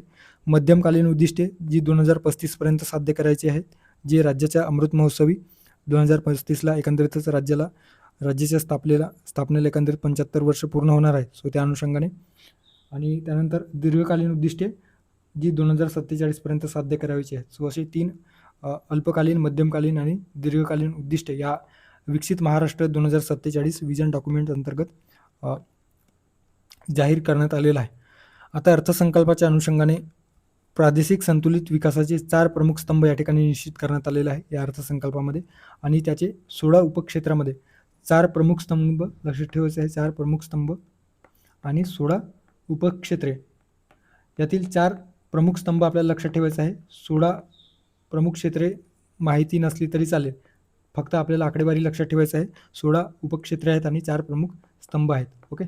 आता कुठले स्तंभ आहेत ते, तर त्याच्यामध्ये प्रगतिशील महाराष्ट्र, शाश्वत महाराष्ट्र, सर्वसमावेशक महाराष्ट्र आणि सुशासन. ओके. सो हे या ठिकाणी निश्चित करण्यात आलेलं आहे. सो परत एकदा मी वाचतो.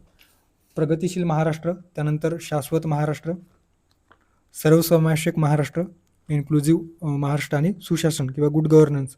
सो हे 4 प्रमुख स्तंभ या ठिकाणी निश्चित करण्यात आलेला आहे आणि त्या अंतर्गत विविध 16 उपक्षेत्रे. सो त्यातील पहिला जो स्तंभ आहे तो प्रगतिशील महाराष्ट्र. सो प्रगतिशील महाराष्ट्रामध्ये एकंदरीतच कृषी, उद्योग आणि सेवा क्षेत्राचा या ठिकाणी उल्लेख करण्यात आलेला आहे. सो कृषीच्या बाबतीत GDPचा ध्येय किती आहे, तर 2047 पर्यंत सध्या जे 55 अब्ज डॉलर इतकं जे काही कृषी GDPमध्ये खर्च होत आहे, तर ते किती डॉलर नेण्याचं आहे, तर 500 अब्ज डॉलर नेण्याचं या ठिकाणी उद्दिष्ट ठरवण्यात आलेलं आहे. राज्याच्या कृषी GDPमध्ये 500 अब्ज डॉलरपर्यंत नेण्याचे उद्दिष्ट या ठिकाणी ठरवण्यात आलेलं आहे. सो ते एक लक्षात ठेवायचं आहे. आणि त्या अनुषंगाने विविध उपक्रम सुरू करण्यात आलेले आहेत. सो ते आपल्याला लक्षात ठेवायचं आहे. ओके.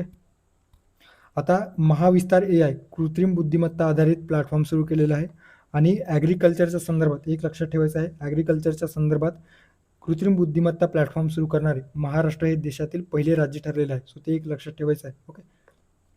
हवेवर आपण ते परिक्रमा डिस्कस करताना बघितलेलंच होतं.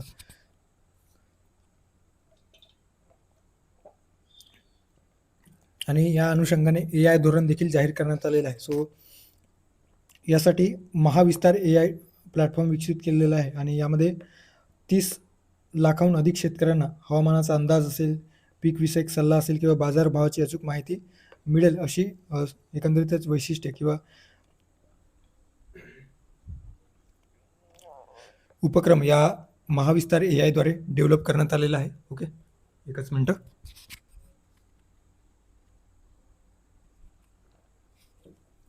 सो ते एक आपल्याला या ठिकाणी लक्षात ठेवायचं आहे.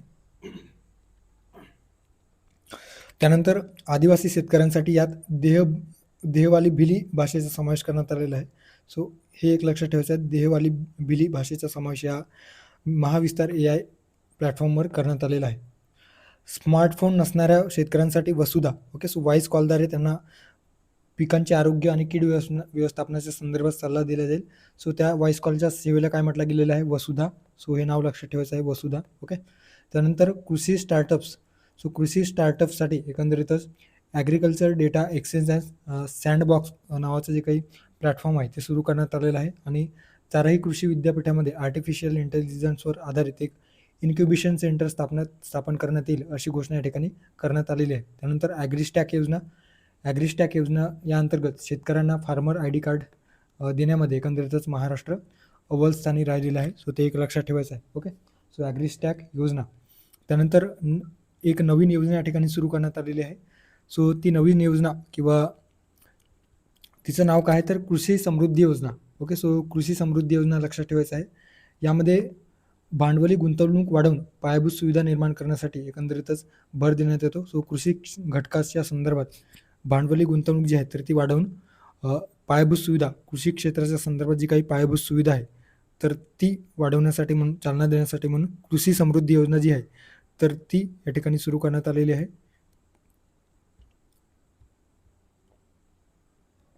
ओके.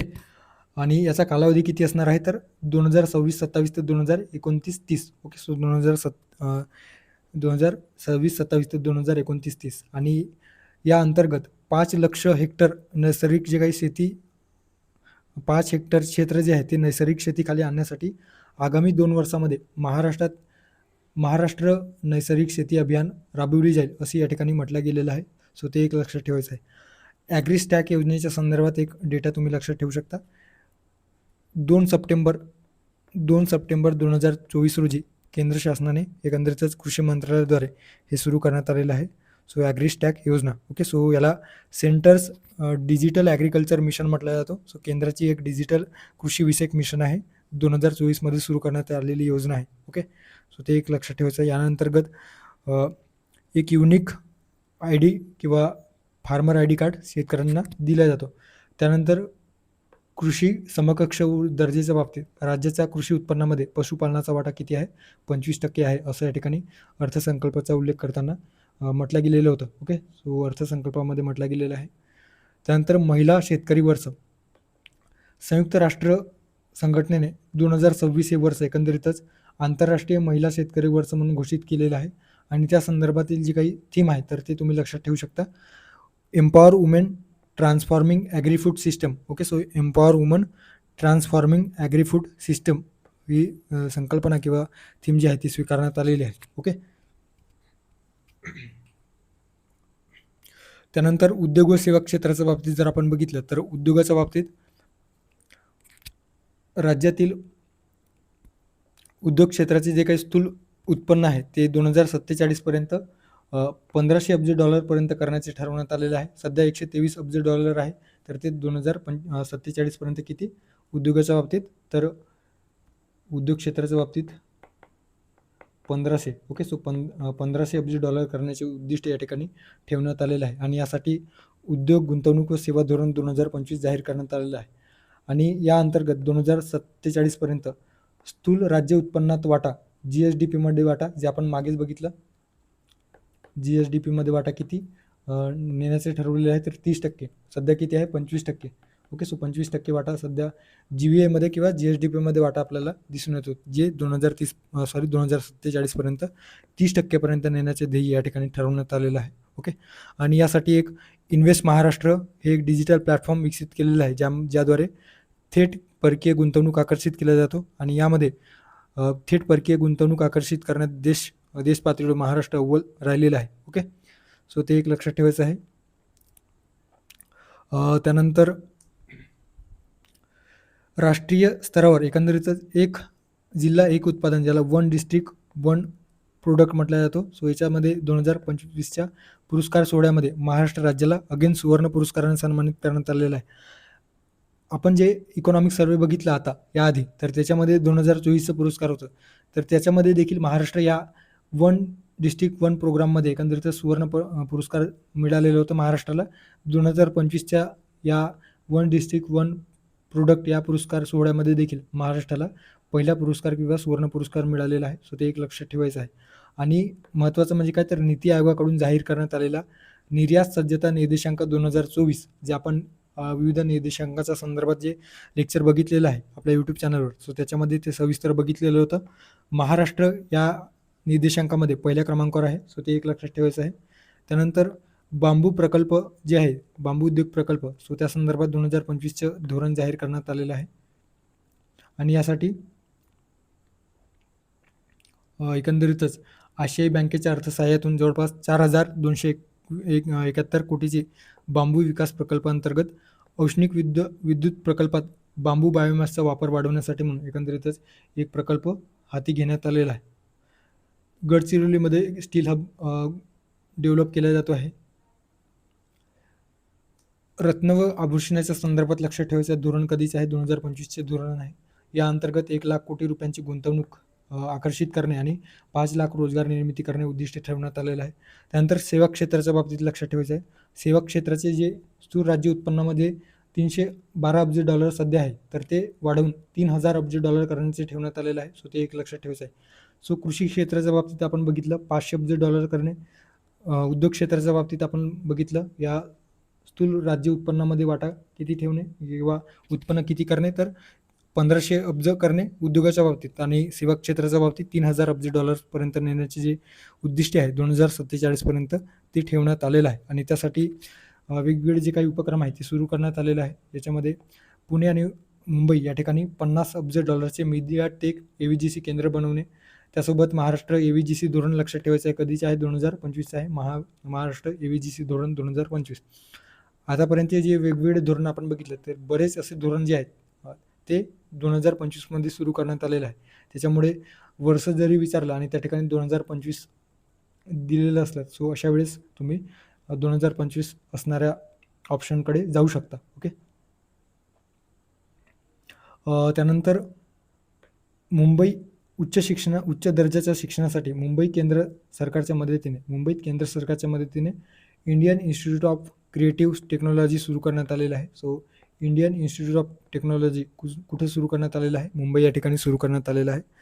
त्यानंतर जागतिक क्षमता केंद्र, महाराष्ट्र जागतिक क्षमता केंद्र, ज्याला GCC धोरण म्हटलं जातो, 2025 पुण्यात स्थापन करण्याची घोषणा त्या ठिकाणी करण्यात आलेली आहे. पर्यटन विषयक जर आपण बघितलं तर सातारा जिल्ह्यामध्ये मुनावडे ते वासोटा या ठिकाणी किल्ला रोपवेज प्रकल्प सुरू करण्याची घोषणा करण्यात आलेली आहे. सो एक लक्षात ठेवायचं आहे. ओके. सो सातारा जिल्ह्यातील मुनावडे ते वासोटा किल्ला रोपवे प्रकल्प सुरू करण्याची घोषणा करण्यात आलेली आहे. ओके. त्यानंतर स्तंभ दुसरा शाश्वत विकास, याच्यामध्ये वाहतूक, ऊर्जा, जलव्यवस्थापनाच्या संदर्भात देण्यात आलेलं आहे. 2047 पर्यंत राज्याची जी काही नागरी लोकसंख्या आहे ती 70% होईल असं या ठिकाणी अर्थसंकल्पामध्ये उल्लेख करण्यात आलेला आहे. त्यानुसार फारसं या ठिकाणी काही लक्षात ठेवण्यासारखं नाही.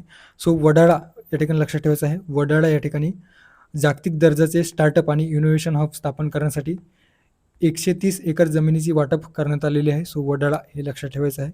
मुंबई महानगर प्रदेश ग्रोथ हब अंतर्गत. ओके. सो हे एक लक्षात ठेवू शकतं. त्यानंतर मेट्रो व रस्त्याच्या बाबतीत, मेट्रो व रस्ते नेटवर्कच्या बाबतीत 2047 पर्यंत एकंदरीतच प्रवासी तसेच माल वाहतुकीकरिता 1200 किलोमीटरचे मेट्रो मार्ग तयार करणे, तसेच 6000 किलोमीटरपेक्षा जास्त द्रुतगती महामार्ग तयार करण्याचे नियोजन या ठिकाणी आखण्यात आलेलं आहे किंवा उद्दिष्ट ठेवण्यात आलेलं आहे. ओके. अमृतकाल रस्ते योजना, सो महाराष्ट्र अमृतकाल रस्ते योजना जी आहे तर ते 6272 किलोमीटरचे द्रुतगती महामार्ग तयार करण्याचे ध्येय या ठिकाणी ठरवण्यात आलेलं आहे. ओके. सो ते एक लक्षात ठेवू शकता. शक्तिपीठ महामार्गाच्या बाबतीत शक्तिपीठ महामार्ग जे आहे ते पवनार, वर्धा जिल्ह्यातील पवनार ते पात्रादेवी, सिंधुदुर्ग जिल्ह्यातील पात्रादेवी. सो या ठिकाणी या दोन ठिकाणांना जोडण्यासाठी जे काही शक्तिपीठ महामार्ग आहे, आय थिंक 802 किंवा 801 असं त्या ठिकाणी किलोमीटरचं ते एक काय असणार आहे तर शक्तिपीठ महामार्ग तयार करण्यात येतो आहे. त्यानंतर काय लक्षात ठेवायचं आणखी याच्यामध्ये तर विमानतळ आणि जलमार्गाच्या बाबतीत तुम्ही या ठिकाणी एक लक्षात ठेवू शकता. गडचिरोली या ठिकाणी ग्रीनफील्ड विमानतळासाठी भूसंपादनाची प्रक्रिया सुरू करण्यात आलेली आहे.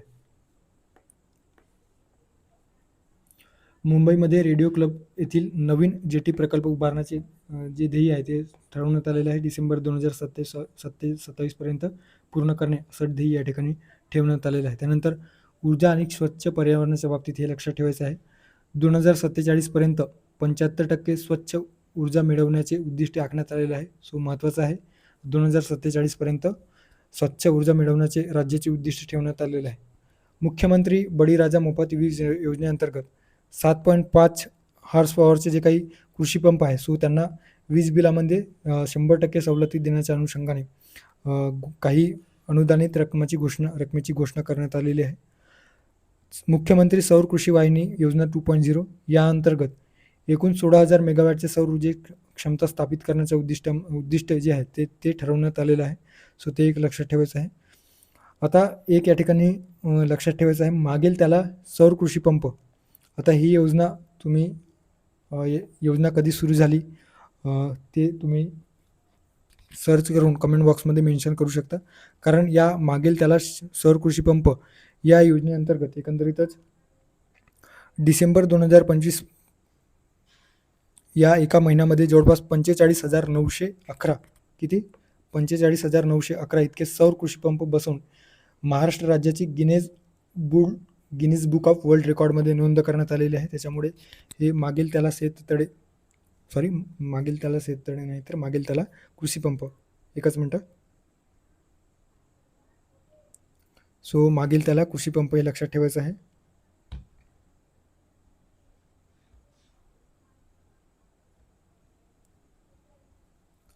त्यानंतरचं आहे हरित ऊर्जा ध्येय. ओके, हरित ऊर्जा ध्येयाच्या बाबतीत प्रधानमंत्री सूर्यघर मोफत वीज योजनेच्या अंमलबजावणीमध्ये देशामध्ये महाराष्ट्र कितव्या क्रमांकावर आहे तर दुसऱ्या क्रमांकावर आहे, हे लक्षात ठेवू शकता. ओके, सो PM सूर्यघर मोफत वीज योजनेच्या अंमलबजावणीत महाराष्ट्र कितव्या क्रमांकावर आहे? दुसऱ्या क्रमांकावर आहे. 0 ते 100 युनिट वीज वापरणाऱ्या ग्राहकांसाठी स्वयंपूर्ण महाराष्ट्र आवासी रूफटॉप सोलर योजना, ज्याला स्मार्ट योजना म्हटलं गेलेलं आहे, ते मंजूर करण्यात आलेलं आहे. महाराष्ट्र नवीकरणीय ऊर्जा आणि ऊर्जा साठवण योजना जी आहे तर ती 2025-2035 यासाठी हे धोरण राबवण्यात येतो आहे. सो ते एक लक्षात ठेवायचं आहे. महाराष्ट्र नवीकरणीय ऊर्जा आणि ऊर्जा साठवण धोरण योजना 2025 ते 2035 या अंतर्गत 2029 पर्यंत 50% नवीकरणीय ऊर्जा साध्य करणे, तर 2035 पर्यंत 65% हरित ऊर्जा प्राप्त करण्याचे ध्येय ठरवण्यात आलेलं आहे. आय रिपीट, महाराष्ट्र नवीकरणीय ऊर्जा आणि ऊर्जा साठवण धोरण 2025 ते 2035 यामध्ये 2029 पर्यंत 50% हरित ऊर्जा प्राप्त करणे, तर 2035 पर्यंत 65% हरित ऊर्जा प्राप्त करण्याचे ध्येय ठरवण्यात आलेलं आहे. सो ते एक तुम्ही लक्षात ठेवू शकता. ओके, त्यानंतर आणखी याच्यामध्ये काय लक्षात ठेवायचं आहे तर ठीक आहे. त्यानंतर काही आकडेवारी दिलेली आहे. सो याच्यामध्ये एक लक्षात ठेवायचं आहे, महाराष्ट्र राज्य साधकक्षम विकास कार्यक्रम जे आहे तर त्याला जागतिक बँकेचे सहाय्य मिळणार आहे. सो जागतिक बँकेचे सहाय्य मिळणार आहे. तसेच नागरी जल पुरवठा आणि सांडपाणी व्यवस्थापनाला देखील जागतिक बँकेचे अर्थसहाय्य मिळणार आहे. ओके, त्यानंतरचं आहे पुण्यश्लोक अहिल्यादेवी होळकर शेतकरी कर्जमाफी योजना. 30 सप्टेंबर 2025 रोजी पीक कर्ज थकीत असणाऱ्या पात्र शेतकऱ्यांना एकंदरीतच 2 लाख रुपयेपर्यंत कर्जमाफी. सो किती? 2 लाख. ओके, सो 2 लाख रुपयेपर्यंतची जी काही कर्जमाफी आहे तर ती पुण्यश्लोक अहिल्यादेवी होळकर यांच्या नावाने दिल्या जातो आहे. सो कर्जमाफी योजना जाहीर करण्यात आलेली आहे. नियमित कर्ज परतफेड करणारे जे काही शेतकरी आहेत, सो नियमित परतफेड करणारे जे काही शेतकरी आहेत, सो त्या शेतकऱ्यांना प्रोत्साहनपर लाभ म्हणून 50,000 रुपयेपर्यंतचे जे काही अनुदान आहे ते किंवा पात्र शेतकऱ्यांना 50,000 रुपयेपर्यंतचे प्रोत्साहनपर लाभ देखील देण्यात येणार आहे. ओके, सो ते एक तुम्ही लक्षात ठेवू शकता. त्यानंतर दिव्यांग कल्याण विभागाच्या संदर्भात राज्यात 36 कौशल्य विकास केंद्र आणि अर्थसहाय्य विभाग स्थापन करण्यात येणार आहे. सो दिव्यांग लाभार्थ्यांना एकंदरीतच 1,500 रुपयावरून जे आर्थिक सहाय्य किंवा अर्थलाभ जे आहे तर ते अर्थसहाय्य जे आहे ते 2,500 रुपये म्हणजे 2,500 रुपयाची जी काही मदत आहे ती करण्यात येणार आहे, अर्थसहाय्य करण्यात येणार आहे. सो ते एक लक्षात ठेवू शकता. त्यानंतर लखपती दीदी योजनेअंतर्गत 25 लाख लखपती दीदी तयार करण्याचे उद्दिष्ट या ठिकाणी आखण्यात आलेलं आहे 2026-27 पर्यंत. ओके, सध्या किती आहेत? सुमारे 37 लाख लखपती दीदी तयार झालेले आहेत महाराष्ट्र ग्रामीण जीवनोन्नती अभियानांतर्गत. आता एक मगाशी मी तुम्हाला काय सांगितलेलं होतं तर या ठिकाणी जी काही गिनीज बुक ऑफ वर्ल्ड रेकॉर्डमध्ये मागील त्याला सौर कृषी पंप, याची सुरुवात कधी झालेली आहे तर लक्षात ठेवायचं आहे. सुरुवात कधी झालेली आहे तर 1 जानेवारी 2019ला याची सुरुवात झालेली आहे आणि महावितरणद्वारे हे इम्प्लिमेंट करण्यात येतो. अंमलबजावणी कोण करत आहेत? अंमलबजावणी करणारी संस्था कुठली आहे तर महावितरण. ओके, सो महावितरण संस्था हे लक्षात ठेवायचं आहे. सो आपण लखपती दीदी योजनेच्या संदर्भात बघत होतो. महिला स्वयंसहायता समूहांच्या वस्तू व उत्पादन विक्रीसाठी पहिल्या टप्प्यामध्ये 13 जिल्ह्यांमध्ये उमेद मॉल जिल्हा विक्री केंद्र उभारण्यास मान्यता देण्यात आलेली आहे. शिक्षण व कौशल्याच्या बाबतीत जर आपण बघितलं तर याच्यामध्ये नवी मुंबई या ठिकाणी आंतरराष्ट्रीय विमानतळाच्या परिसरामध्ये एज्युसिटी नावाची जी काही संकल्पना आहे किंवा आंतरराष्ट्रीय दर्जाची एज्युसिटी विकसित करण्यात येतो आहे. सो ते एक लक्षात ठेवायचं आहे. मुख्यमंत्री विज्ञान वारी उपक्रमांतर्गत विद्यार्थ्यांना इस्रो आणि नासा ओके जे काही अंतराळ संस्था आहेत तर त्यांना भेट देण्याची संधी उपलब्ध होणार आहे. सो मुख्यमंत्री वारी योजना किंवा मुख्यमंत्री वारी उपक्रम आपल्याला लक्षात ठेवायचा आहे. ओके, त्यानंतर दक्ष प्रकल्प लक्षात ठेवायचा आहे. दक्ष काय आहे तर जागतिक बँकेच्या सहकार्याने अत्यंत महत्त्वाचं आहे. यावर कदाचित परीक्षेत प्रश्न विचारला जाऊ शकतो. सो ते आपल्याला लक्षात ठेवायचं आहे. दक्ष प्रकल्प development of applied knowledge and skill for human development. Okay, so development of applied knowledge and skill for human development. So एक महत्त्वाकांक्षी प्रकल्प राबवण्यात येतो आहे आणि या अंतर्गत माहिमा नावाची एक संस्था आहे महाराष्ट्र शासनाने स्थापन केलेली, Maharashtra agency for holistic international mobility and advancement. So या संस्थेची स्थापना केली जाईल जी सध्या करण्यात आलेली आहे. आपण मागच्याच मॅगझिनमध्ये परिक्रमा मॅगझिन कव्हर करताना बघितलेलं होतं. Maharashtra agency for holistic international mobility and advancement स्थापन केली जाईल असं या ठिकाणी म्हटलं गेलेलं आहे. आणि या माध्यमातून तरुणांना परदेशी नोकऱ्यांसाठी आवश्यक भाषा कौशल्य प्रशिक्षण आणि आर्थिक मार्गदर्शन दिले जाणार आहे. स्टार्टअप व नवोद्योजकाच्या संदर्भात केंद्र सरकारच्या आकडेवारीनुसार महाराष्ट्र देशाचे स्टार्टअप कॅपिटल ठरलेलं आहे. सो ते एक लक्षात ठेवायचं आहे.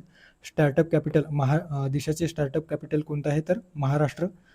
आणि युनिकॉर्नच्या संख्येतही राज्याने देश पातळीवर प्रथम क्रमांक मिळवलेला आहे.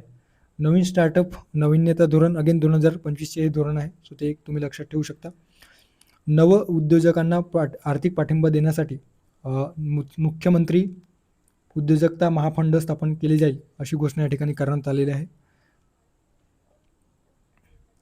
सो ते एक तुम्ही लक्षात ठेवू शकता. आदिवासी युवकांसाठी भारत इनोव्हेशन रिसर्च आणि स्टार्टअप आत्मनिर्भरता बिरसा योजना ही मान्यता देण्यात आलेली आहे. सो ते एक लक्षात ठेवायचं. त्यानंतर आरोग्यविषयक एक योजना प्रगती योजना सुरू करण्यात आलेली आहे. आशियाई विकास बँकेच्या सहाय्यातून ग्रामीण भागामध्ये दरवर्षी तपासणी मोहीम राबवली जाणार आहे. सो यासाठी प्रगती योजना कशाची तपासणी केली जाणार आहे तर कर्करोग, मधुमेह, हृदयविकार यासारख्या जे काही आजार आहेत जे लवकर निदान करण्यासाठी एकंदरीतच आशियाई विकास बँकेचं, या ठिकाणी जागतिक बँक नाही तर आशियाई विकास बँक हे आपल्याला लक्षात ठेवायचं आहे. कर्करोग, मधुमेह, हृदयविकार यासारखे जे काही आरोग्य आहे सो त्यांच्या निदानासाठी प्रगती योजना. सो प्रगती योजना काय आहे असं विचारलं तर त्या ठिकाणी लक्षात काय ठेवायचं आहे तर आरोग्यविषयक योजना आहे. सो ते एक आपल्याला लक्षात ठेवायचं आहे. ओके, त्यानंतर सार्वजनिक आरोग्याच्या सर्वकष उन्नतीसाठी एम्स व IIMच्या धर्तीवर एकंदरीत नागपूर या ठिकाणी महाराष्ट्र सार्वजनिक आरोग्य संस्था स्थापन करण्यात येईल अशी घोषणा या ठिकाणी करण्यात आलेली आहे. सो ते एक तुम्ही लक्षात ठेवू शकता. त्यानंतर काही मिसलेनियस या ठिकाणी 75,000 नवीन भरती MPSC मार्फत राबवण्यात येईल असं घोषणा या ठिकाणी करण्यात आलेली आहे.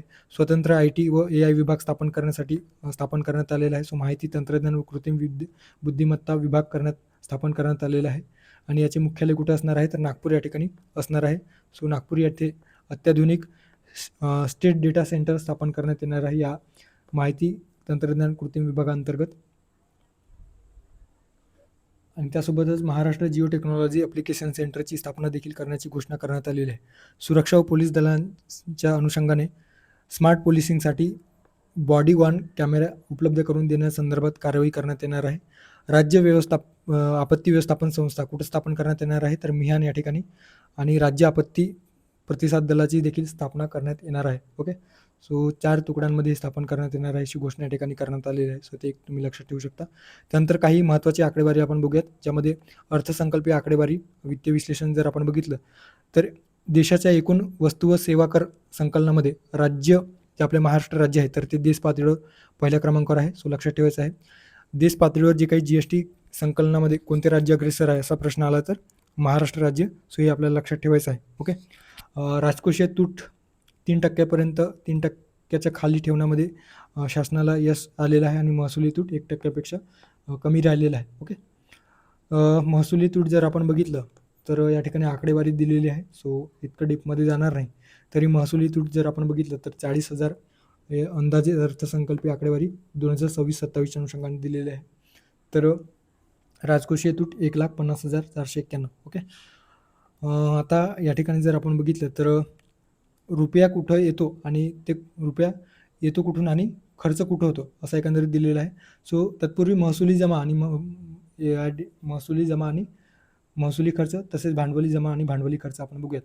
सो महसुली जमा, एकूण जमेमध्ये महसुली जमा किती आहे तर 73.88% इतका महसुली जमेचा वाटा आहे. आणि भांडवली जमेचा वाटा किती असणार आहे 26.12%. सो महसुली जमेचा वाटा आणि भांडवली जमेचा वाटा या ठिकाणी तुम्ही बघू शकता. 73.88% महसुली जमा एकूण जमेमध्ये, तर भांडवली जमा किती आहे 26.12%.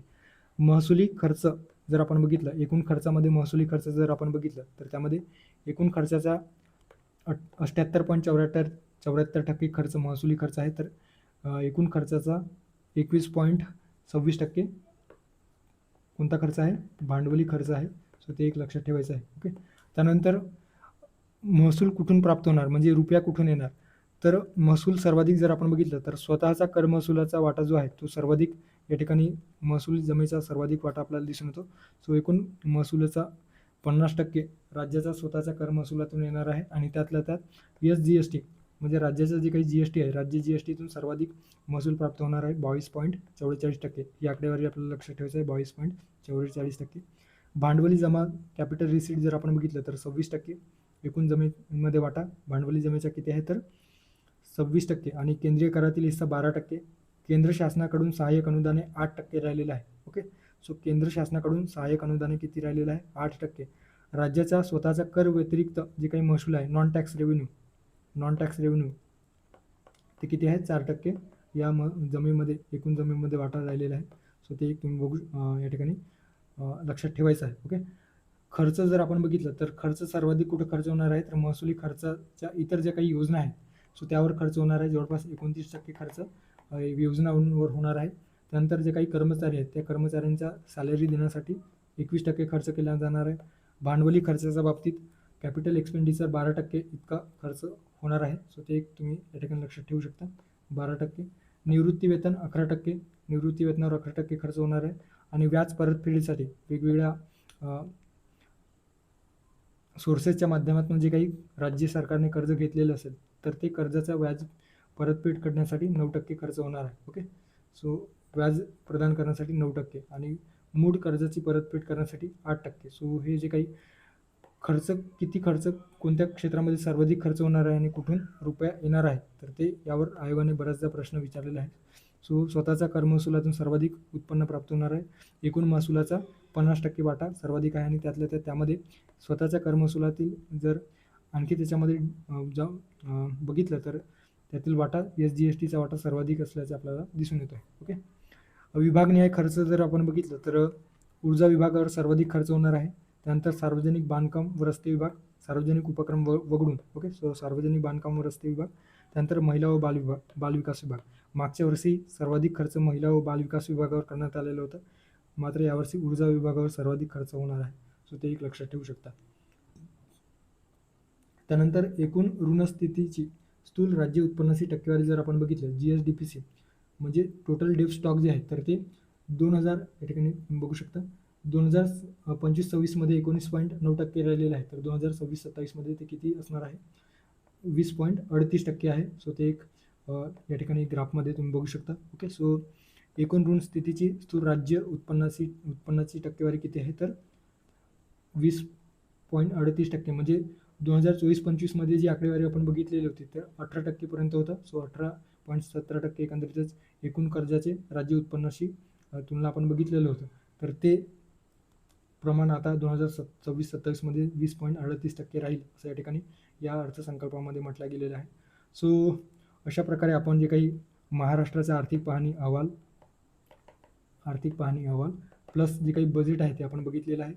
आणि याची नोट्स जर तुम्ही हे जे काही PDF आहे तर तुम्हाला हवी असेल तर कर्मशिला अकॅडमी नावाचं जे काही टेलिग्राम आहे तर ते जॉईन करा. त्या ठिकाणी तुम्हाला या PDFची किंवा या लेक्चरची जी PDF आहे ते उपलब्ध करून दिली जाईल. ओके, सो थांबूया या ठिकाणी, भेटूया पुढच्या लेक्चरमध्ये. थँक्यू.